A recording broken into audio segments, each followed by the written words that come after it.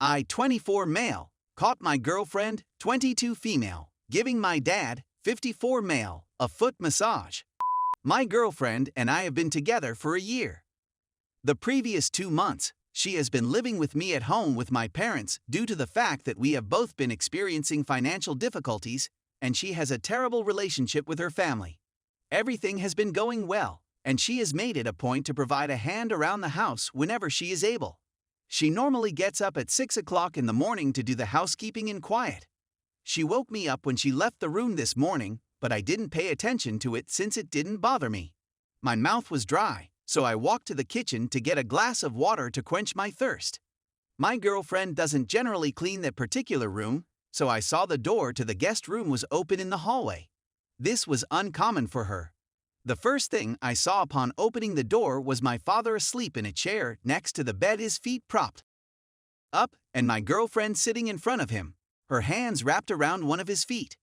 They were both resplendent in their finery. They both turned to look at me, and I returned their stare before quietly returning to my room and locking the door behind me, as they did.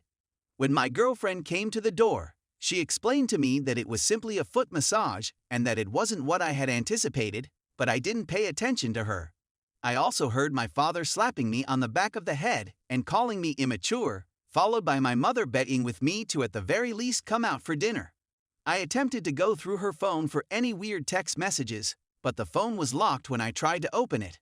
I haven't left my room since I woke up this morning. I'm not sure what I'm supposed to feel at this point. Is it conceivable that I'm exaggerating my concerns? Exactly how am I going to cope with this situation? Please don't bring up the Pulp Fiction scenario.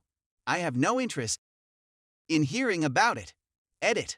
I summoned the courage to approach them and had my girlfriend unlock her phone so that I could speak with them.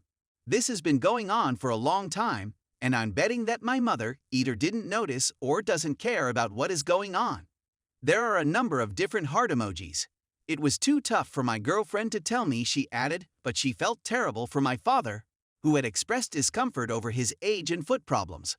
I told him that she was not a masseuse, as well as making some other disparaging remarks. Despite his attempts to discuss comfort levels and limitations, I advised him that the fact that they did so in secret demonstrated that they already recognized boundaries had been breached and that they should stop. My decision to quit was based on a brief physical altercation between the two of us. I've already sought out to a friend for help. Whether it went any farther than that is unclear, but the faith has been lost entirely. In all likelihood, it is unlikely that I will be able to speak with any of them again. Story 2. Told my ex-wife if it weren't for our daughter, I wouldn't ever talk to her again. My ex-husband was unsatisfied with the state of our marriage. Despite the fact that she never communicated her unhappiness with me, she ultimately came to the point where she no longer felt in love with me. The fact that she later said that she couldn't live with certain behaviors was never a need for me to adjust them. At this period, she was involved in an emotional affair at least. I became aware of it as a result of noticing changes in her behavior.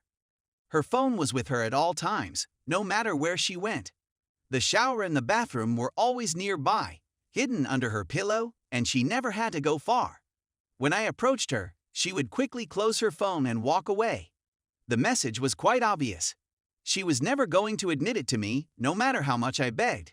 I did what I had to do and sifted through all of her personal belongings, including her phone, Facebook, and Google search history. It's clear that this isn't a platonic relationship. I faced it, and the two of us parted company. She picked Thanksgiving Day as the occasion for this. This happened to be the day she was meant to leave. And it happened to be 30 minutes before we were set to leave for my family's Thanksgiving celebration. I decided to go to therapy in order to sort myself out. It turned out to be one of the best decisions I'd ever made for my own well-being. It let me realize that I'm not a flawless person. However, I've learned that I'm willing to take responsibility for them and to put out effort to improve them. That chance was never provided to me.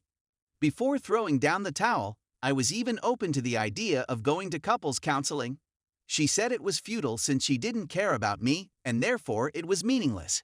We ended our relationship after 2 months of separation, which included her staying at the home of her affair partner for a month.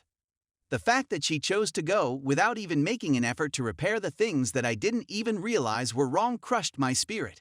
She has never admitted to or apologized for her infidelity with another man. For I was debating whether or not I wanted to continue living.